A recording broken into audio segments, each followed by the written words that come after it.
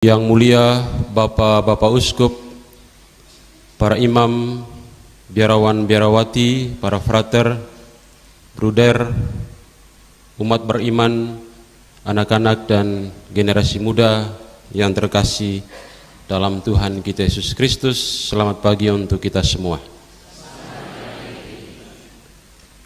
Suatu kali ada seorang anak muda yang bertanya kepada seorang pastor, "Romo, apakah para perokok masuk surga?" Ini pastor ini bingung juga mau jawab bagaimana. Kalau dia bilang, ya pasti masuk surga, dia senang sekali. Terima kasih Romo. Tapi pastor itu bilang ada catatannya. Jadi masuk surga diselamatkan para perokok, tapi ambil apinya di neraka. Untuk bakar rokok harus ke neraka dulu supaya bisa menikmati rokok di surga. Supaya dunia diselamatkan olehnya, ut mundus salvetur per ipsum. Saudara-saudari terkasih, keselamatan adalah isu utama dalam agama-agama. Agama-agama baik yang besar maupun kecil, yang utama maupun yang sempalan, yang sudah berhasil menjadi agama maupun yang gagal, semuanya memiliki klaim dan skema tentang keselamatan. Keselamatan menjadi materi utama propaganda agama-agama. Sambil sejenak melepaskan keresahan-keresahan dari benak kita, di perjalanan awal Keuskupan Labuan Bajo ini saya mengajak kita meresapkan kembali ke dalam hati kita pesan sentral iman kita melalui moto episkopal kami, supaya dunia diselamatkan olehnya, yang merupakan potongan kecil dari percakapan Yesus dan Nikodemus. Dan memberi makna pada propaganda keselamatan ini, saya menawarkan 3 gagasan berikut. Dalam kitab suci atau dalam pandangan umum kita, dunia, gagasan pertama yang bersentuhan dengan keselamatan, dibicarakan dalam 2 sudut pandang berbeda. Pada sudut pandang pertama, dunia ini bukan sekadar latar kosong. Dunia mengandung cita rasa keilahian. Dunia memiliki nilai sakralitas sebagai yang suci. Setiap bagian di dalamnya memancarkan kehadiran ilahi. Bahkan manusia sebagai makhluk istimewa disebut segambar dengan Allah. Secitra atau segambar adalah titel umum bagi semua manusia. Dan yang lebih penting di belakang itu terungkap posisi hati Tuhan yang tidak pernah berubah, bahwa Dia begitu mengasihi manusia, seperti yang tertulis dalam Gaudium et Spes artikel 12. Pada sudut pandang kedua, Santo Paulus dalam Roma 8, 19-21 menggambarkan keadaan seluruh ciptaan yang mengerang, menangis, merintih, menantikan pembebasan dari berbagai bentuk kerusakan dan kehancuran. Dunia yang indah ini telah jatuh ke dalam kekacauan dan ketidakpastian akibat dosa, menimbulkan penderitaan fisik dan penindasan moral. Seperti bola biliar, untuk mereka yang suka main biliar, tanpa arah, dunia menggelinding melabrak nilai-nilai kebaikan dalam kehidupan. Dunia terus dihantui oleh berbagai macam cerita-cerita kelam, perdagangan manusia, perusakan alam, konflik, peperangan. Bahkan di tingkat pribadi banyak orang mengabaikan integritas demi ambisi menguasai segala sesuatu. Banyak orang terjebak dalam mentalitas ini. Jika saya bisa menguasai semuanya, mengapa hanya sedikit? Cara pandang ketiga mengungkap dunia yang membutuhkan keselamatan. Dari dua pandangan umum itu kita bergerak ke pandangan yang ketiga, dunia yang membutuhkan keselamatan, di mana semesta dan manusia memerlukan penebusan menyeluruh, holistik. Keselamatan ini bukan sekedar peristiwa eksternal, melainkan perubahan internal yang mendalam, membawa perdamaian dalam relasi antar manusia dengan alam dan dengan Tuhan. Ini bukan hanya pengalaman individu, pengalaman orang per orang, tetapi sebuah peristiwa kosmis yang mencakup seluruh ciptaan, memulihkan bagian-bagian yang terpecah dalam kehidupan kita. Saudara-saudari terkasih, dari penggalan Yohanes 3:17 ini, posisi eksklusif Yesus sebagai juru selamat dunia adalah gagasan kedua yang melekat pada konsep dan skema keselamatan kita. Nikodemus datang kepada Yesus dengan kegundahan spiritual dan mencari tahu tentang bagaimana caranya dia bisa masuk ke dalam kerajaan Allah. Yesus memberikan jawaban tuntas, tidak saja tentang keselamatan, melainkan juga memperkenalkan dirinya sebagai sang juru selamat. Dan Nikodemus adalah perwakilan, representasi dari pencarian spiritual kita dalam kehidupan ini.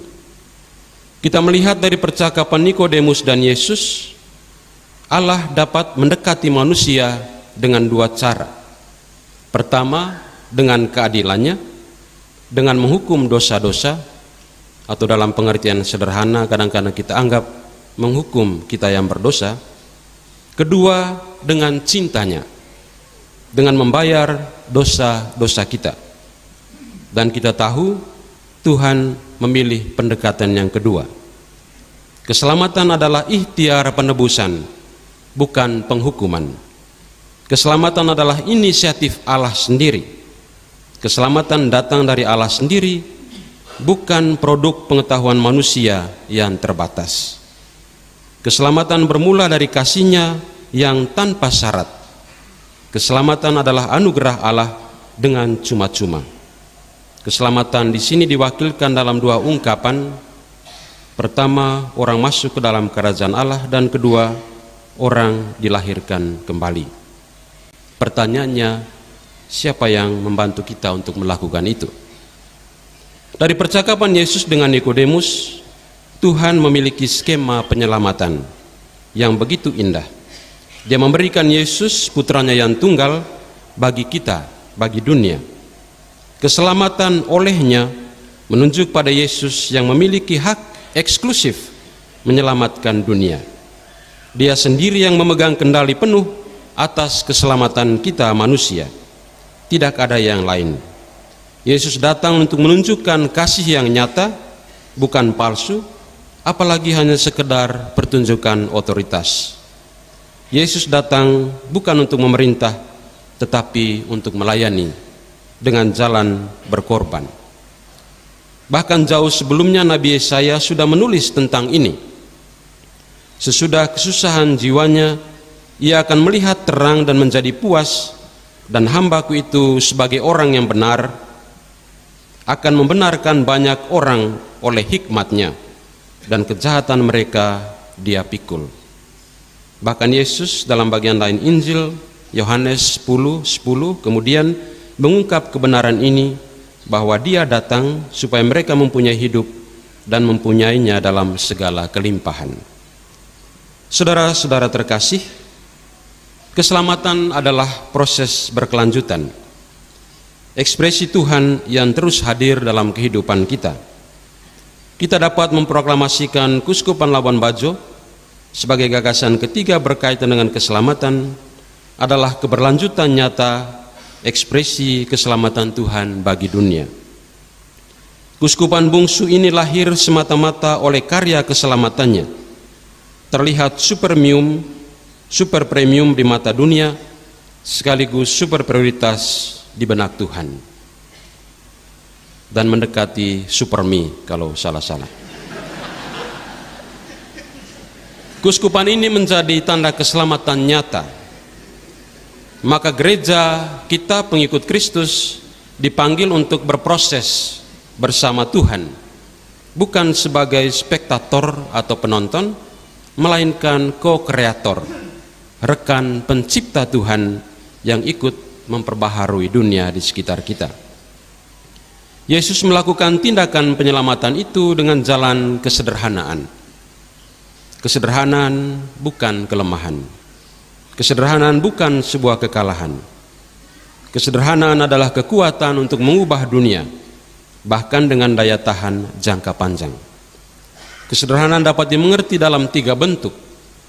Yang pertama, sebagai jalan sunyi, menolak melakukan sesuatu atau membatasi menikmati sesuatu yang mungkin dapat merusak diri kita, orang lain, komunitas, bahkan dunia. Jalan kecil, the little way, seperti yang dikatakan Santa Teresia dari kanak-kanak Yesus.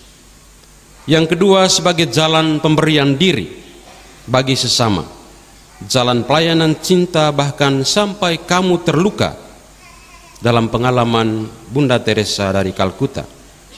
Dan yang ketiga, berpuncak sebagai jalan pengosongan diri, sebagaimana yang terlihat pada Tuhan disalib. Hanya tersisa sepotong kain kecil di tubuhnya, namun yang selalu ada di sana, melampaui waktu dan kemanusiaan kita.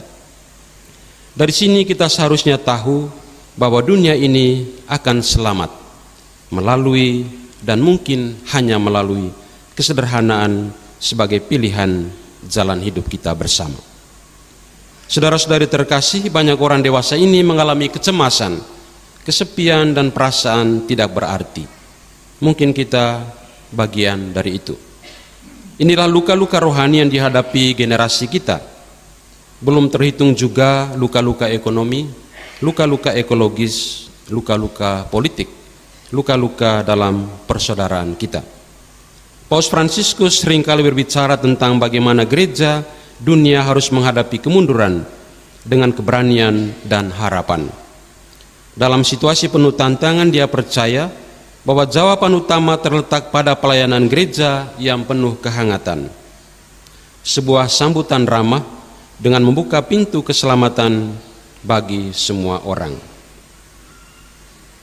Ini adalah anjuran yang sering dia sampaikan, terutama kepada para imam, agar dapat membuka hati dan pintu perhatian bagi umat yang datang. Jangan sampai umat menunggu 5 jam mendengar keputusan kita 5 menit. Dengan sebuah penundaan, nanti kamu datang lagi 5 minggu dari sekarang. Padahal dia sudah menunggu 5 jam.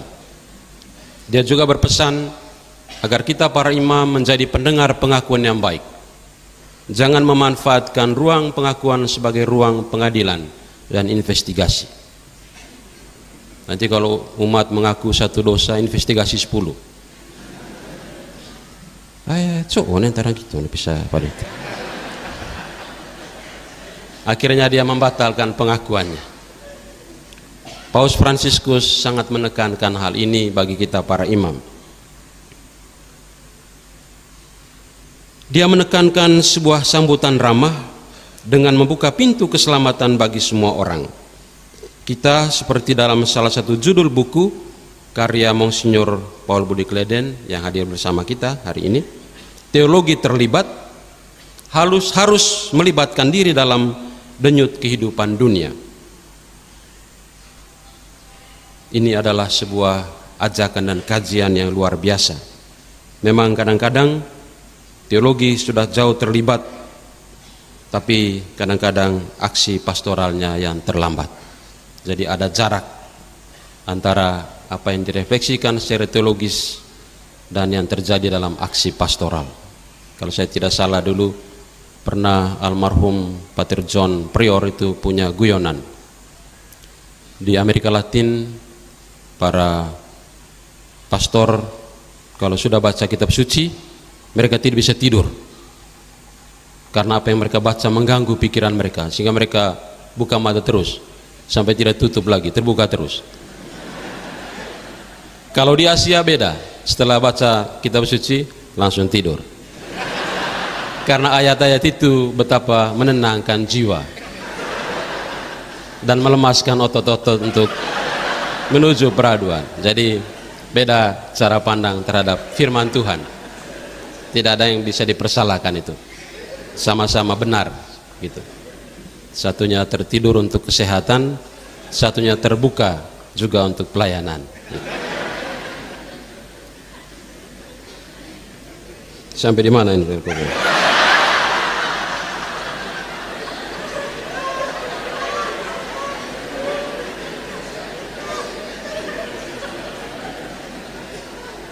Gereja yang telah diselamatkan harus mampu menyelamatkan, atau kita saling menyelamatkan, menjadi ruang orang merasa diterima, bukan dihakimi.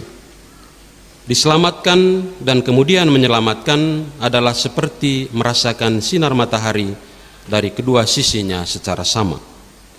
Kita diundang untuk bergerak dari keterasingan kepada relasi, dari ketertutupan menuju keterbukaan, dan dari kebencian kepada kasih.